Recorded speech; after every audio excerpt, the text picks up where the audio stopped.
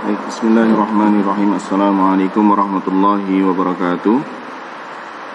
Welcome back.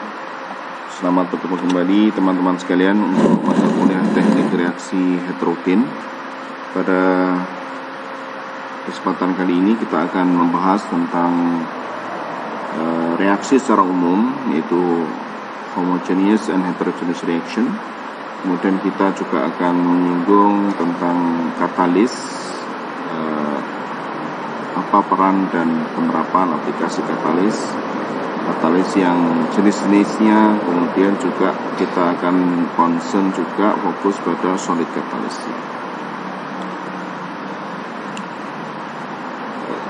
Pada semester yang lalu di teknik reaksi homogen introduction ya, kita sudah dikenalkan berbagai jenis reaksi, yang sifatnya eksotermis, yang endotermis, yang release or receive panas, ada yang reversible, ada yang irreversible, ada yang homogeneous, ada yang homogen, ada yang heterogen ya. Reaksi dikatakan homogen ini, jadi memang reaksi itu bisa diklasifikasikan tergantung ya parameternya ya. Kalau dilihat dari fasenya, reaksi itu dikatakan homogen jika reaksi itu berlangsung pada satu fase ya. Jadi misalnya reaksi cair-cair, reaksi gas-gas, itu namanya reaksi homogen. Tetapi kalau reaksi itu berlangsung dalam lebih dari satu fase, jadi misalnya 2 atau bahkan 3 fase, maka reaksi ini disebut reaksi heterogen ya. Misalnya gas cair ataupun padat cair, atau mungkin ya gas-gas tapi dengan katalis padat. This is also we call heterogeneous reaction ya. Ataupun reaksi cair-cair katalis padat ini juga reaksi yang heterogen karena katalisnya padat, reaksinya gas-gas atau cair-cair ya. Tabel ini kita ambil dari Levenfield ya. Ini menjelaskan tentang reaksi yang homogen dan heterogen yang sifatnya katalitik maupun non katalitik. Jadi reaksi homogen heterogen itu kadang melibatkan katalis, kadang tidak. Misalnya contoh di sini ya, reaksi yang homogen ya reaksi satu fase yang tidak melibatkan katalis, misalnya ya reaksi fase gas-gas.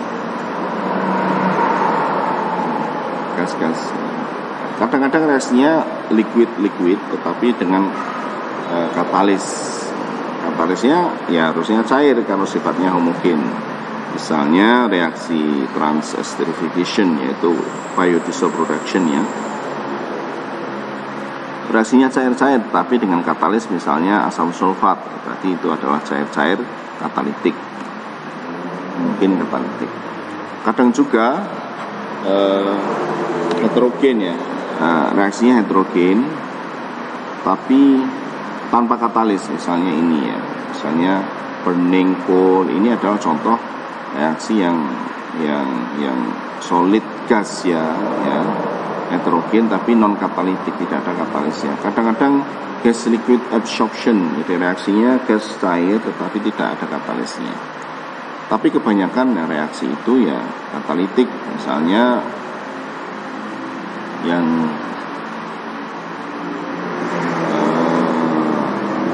heterogen katalitik, misalnya ini ada amonia sintesis, jadi produksi amonia ya di petrokimia Gresik misalnya, itu adalah contoh reaksi gas-gas N2H2 gas semua tetapi dengan katalis padat ya. Kemudian cracking of crude oil ya, cracking ini juga gas-gas ini nanti menghasilkan LPG, kemudian menghasilkan petalite ya, premium, itu adalah gas-gas dengan katalis biasanya sih aluminium oxide Al2O3 atau ZSM5 ya. Dan untuk mata kuliah ini kita akan starting point-nya adalah dari reaksi heterogen katalitik ya. Jadi kita akan memulai mengawalinya dengan reaksi katalitik, heterogen katalitik ya.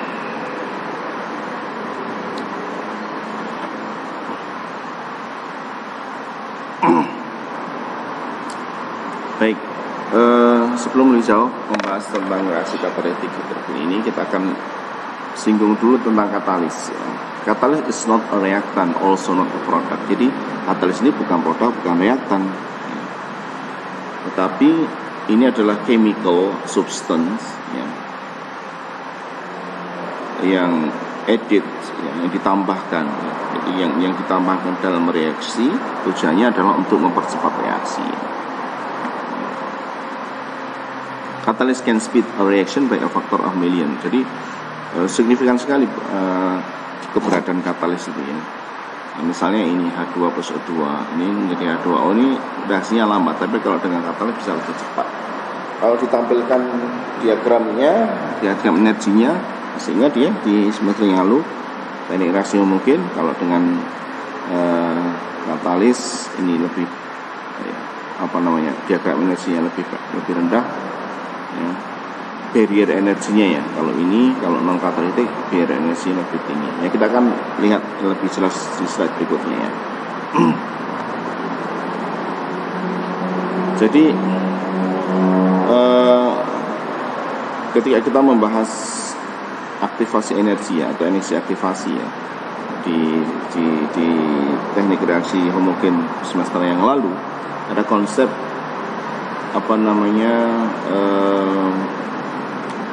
energi aktivasi.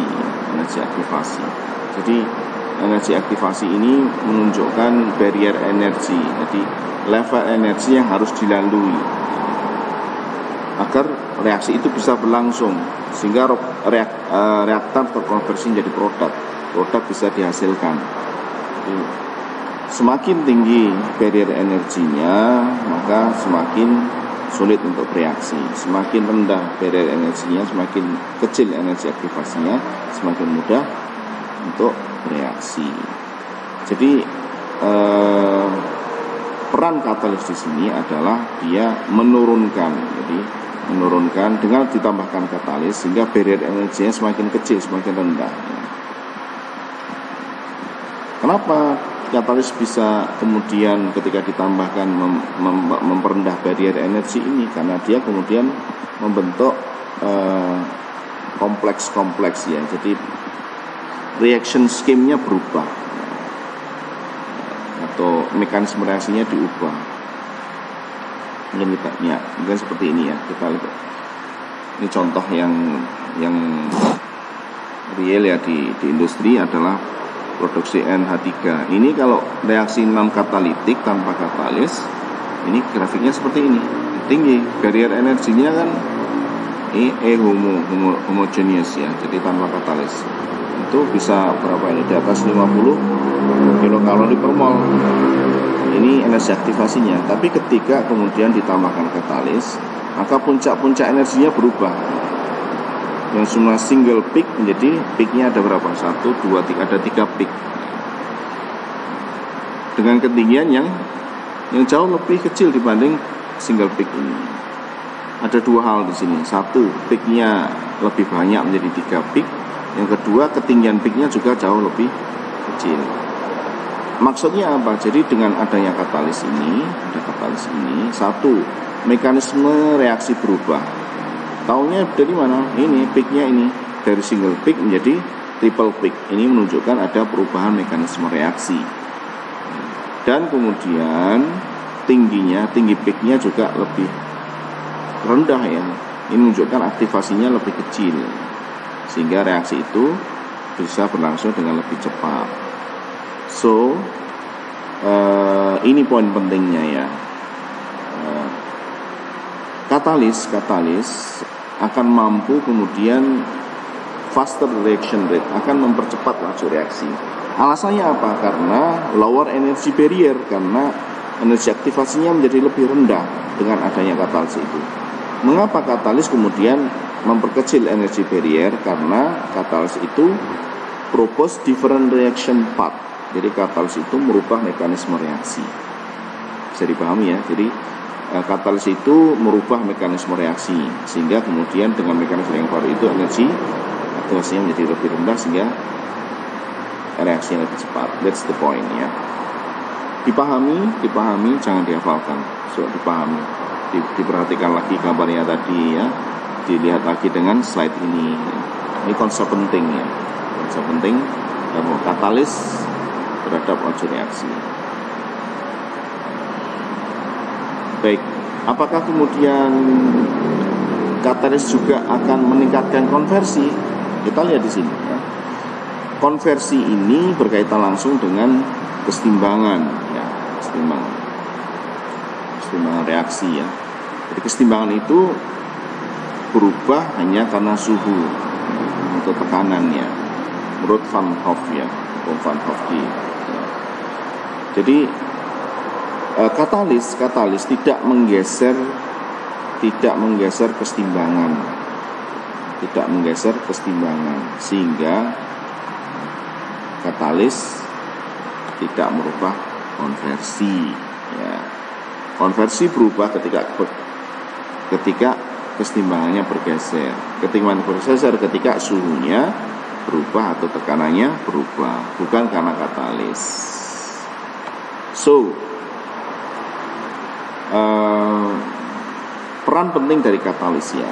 The first, dia akan accelerate the reaction rate, dia akan mempercepat reaksi, lebih banter. Konversinya barangkali sama, misalnya 80%, tetapi kalau without katalis ya, homogeneous system, tanpa katalis mungkin butuh waktu 2 jam. Tetapi dengan kita tambahkan katalis, dengan konversi yang sama, katakan 80%, kita hanya butuh waktu 1 jam misalnya, lebih cepat. Kemudian untuk complex reaction, di mana reaksi itu berlangsung kompleks, bukan single reaction, misalnya seri paralel, maka katalis ini seringkali juga ditambahkan untuk mengarahkan reaksi. Ingat, dalam kompleks reaksi itu kita punya main product, ya, punya produk utama, kita juga side product juga ada, sehingga kita menghendaki side product itu sekecil mungkin dan main produknya adalah maksimal, dan itulah peran katalis dalam reaksi kompleks. Dia akan membantu kita untuk mengarahkan reaksi sehingga selectivity-nya akan menjadi tinggi. Jadi reaktan akan diarahkan terbentuk produk utama oleh katalis, bukan ke produk samping. Kemudian yang terakhir ya, ini mempertegas kembali, katalis tidak merubah kesetimbangan, tidak menggeser kesetimbangan, karena kesetimbangan hanya berubah oleh suhu atau tekanan. Ya, saya kira ini dulu poinnya ya untuk katalis ya, dan peran-peran katalis silahkan dicermati. Kalau belum paham bisa diulang lagi, ya, mudah-mudahan bisa dipahami dengan baik.